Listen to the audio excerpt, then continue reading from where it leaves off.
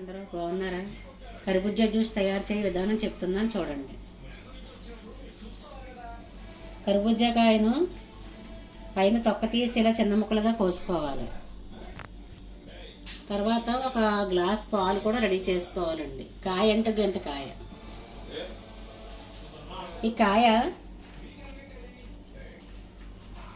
కాయ పైన తొక్క అంతా తీసేసి అప్పుడు ముక్కలు కట్ చేసుకోవాలండి. ఇలా అన్నీ రెడీ చేసుకున్నాక మిక్సీ జార్లో వేసుకోవాలి.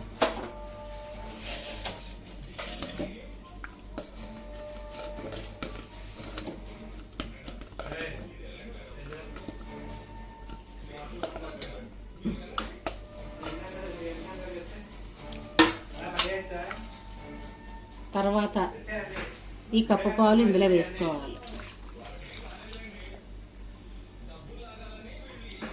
మేమైతే షుగర్ వేసుకోవట్లేదండి. ఇష్టమైన వాళ్ళు అయితే షుగర్ వేసుకోవచ్చు.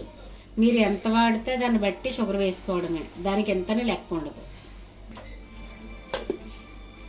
ఇప్పుడు ఇది మనం మిక్సీ చేసుకోవాలి.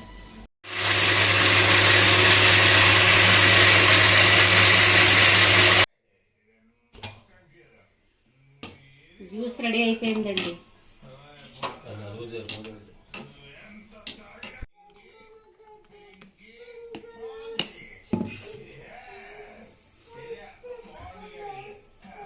ఈ జ్యూస్ మన కళ్ళకి చాలా మంచిదండి, ఆరోగ్యానికి కూడా చాలా మంచిది.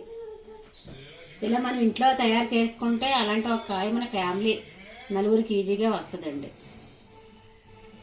బయట తాగే జ్యూసుల కంటే మనం ఇలా తయారు చేసుకొని తాగడం వల్ల ఆరోగ్యానికి చాలా బాగుంటుంది.